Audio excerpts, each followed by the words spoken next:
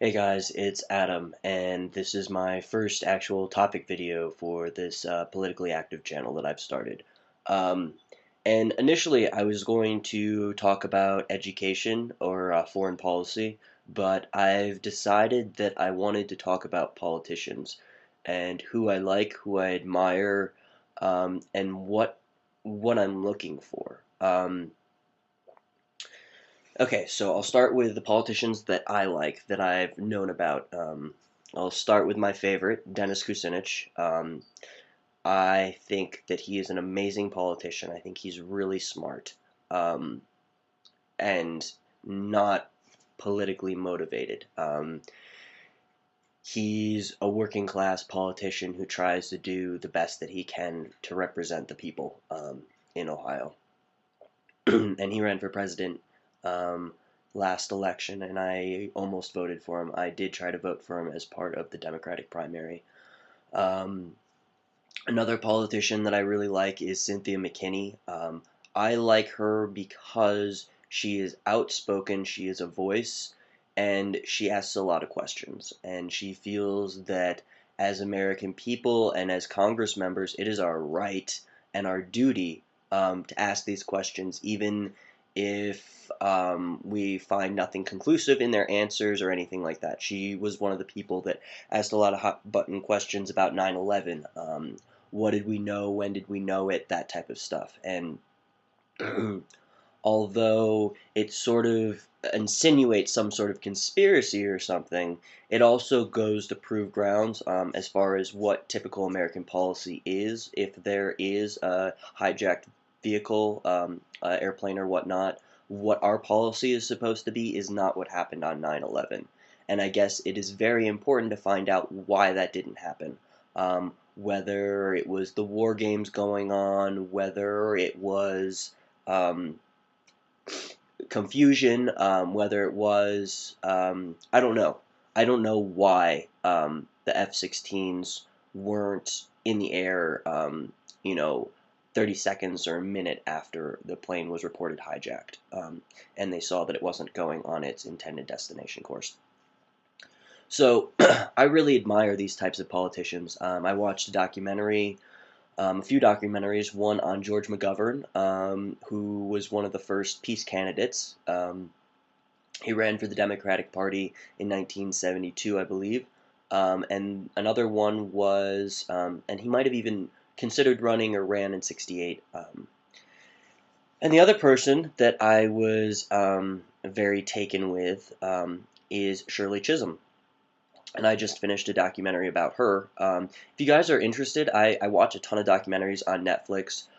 George McGovern, One Bright Shiny Moment, and Shirley Chisholm, 1972, Unbossed and Unbought, I think. Unbought and Unbossed. Um, they're really, really smart. And there's a smattering of other politicians that I like and I agree with. Howie Hawkins from New York State is one that I really liked. He ran for the Green Party. The last presidential election, I did vote for Cynthia McKinney. Um, and she ran as the Green Party candidate with Rosa Clemente. And I can't wait to see who's running in 2012 because my biggest problem with Obama, and this is my problem, like, my problem with Obama is A, he's a moderate, B, he's a corporatist, and C, he hasn't kept any of his campaign promises. His campaign promise wasn't to kill Osama bin Laden. His campaign promise was to shut down Guantanamo Bay, to end the war in Afghanistan and Iraq. Um, those types of things. And he hasn't really done that. His plan was to give health care to everyone. Hasn't really done that.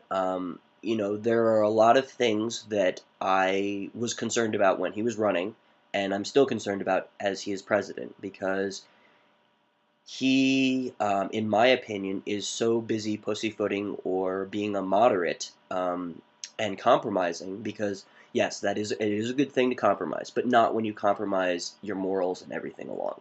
Um, to me, it feels like that Obama stands over here, and the Republicans or the Tea Party stands over here, and they say, "Meet us halfway," and he meets them halfway. And they say, "Well, no, meet us halfway," and he meets them halfway. "Oh, no, meet us halfway," and he meets them halfway. And then you're that far apart from their agenda. And not to say that they're completely wrong or they have a bad idea of things. It's just, if you're going to represent something and you've got these ideals and morals and these things that you're trying to represent, you don't compromise three-quarters of what you're trying to do. Um, you just don't do that. We need a strong president, someone sort of like Teddy Roosevelt, and that's sort of the politician I admire. I don't like everything Teddy Roosevelt did, but he was a very strong president, and I hate to say it, but he got his way. Whether he bullied everybody or whether he, had so many backroom deals that everybody just agreed with him, that to me doesn't really matter. What matters is a lot of the policy that he got passed and a lot of the things he got done, like the national parks, like the environmental. EPA has been demolished under Obama. Monsanto's grown ginormously under Obama. All of these are things that I'm very concerned about, and I'll make other videos about them. But I thought I would give you an introduction to some of the politicians that I like, um, and tell you sort of what I'm looking for. I'm looking for a strong person who has a moral compass that will not sacrifice their morals for anybody else's, but will do what is best for everybody as a whole. I don't want somebody who's dragging up just because, you've got to recognize when it's your morality and when it's your constituents' morality and what you have to bow to. And you have to realize that it's not about necessarily compromising morals. It's about getting what's best for everybody in the end, and not what's best for the people that have been bankrolling you, or the people that have been giving you subsidies and gifts and taking you out to fancy-ass dinners, because those are the people that, yes, can stand to profit off of what you change in the laws, but they're not your constituents. They might be part of the group that got you elected. They might have donated plenty of money, as corporations do, as wealthy CEOs do. However, that does not mean that their voices are louder than our voices, which is our voices, the people, okay? 26 years old, don't have a lot of money. If I donate to a political campaign, it's 20 to 50 bucks, and that's every 6 months if I'm lucky, and that's a lot for me. You look at Monsanto, or you look at GE, or you look at any of these big corporations, and they can donate tons and tons and tons of money. They have lobbyists that are lobbying for them. And I just think that they're shouting and we're whispering, and we need to be heard. We are the people. They're not the people. We are the people.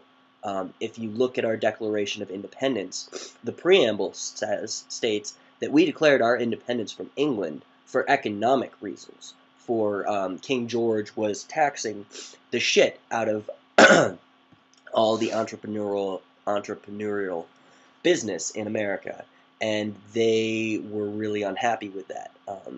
Taxation without representation.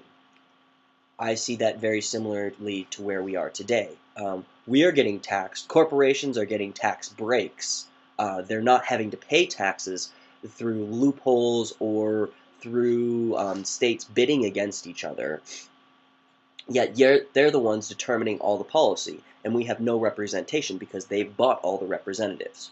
And I'm not saying everybody is bought. I'm putting that in the extreme terms to show you guys that, to me, it is no different than similarly when we declared our independence from King George, because we weren't being represented, and we were being taxed and treated like subjects of something that we were not really experiencing. It was very different from America to England. Similarly, I think it is today the way corporations and people with a lot of money are treated versus the way the poor or the middle class are treated in this country. And I think the poor and the middle class should have a larger voice, because we are the ones that are experiencing most of the turbulence. We are the ones that are the recipients of a lot of the services the government provides. And we are the ones that are able to say, hey, this works, or hey, this doesn't work. Not the people that have never had to get a loan out, never had to borrow money in their entire lives. People who have always had health care since the day they were born. They have, millions of dollars in the bank account, in their family's bank account. Not to say that those people don't deserve justice and the same thing as you and I. I'm just saying that they should not deserve more, and they should not be having to the excludation of 75% of the country. So, this is my first video about politicians and what I think is important in politics. And I'll be doing another video a little bit later. Alright, take care. Peace.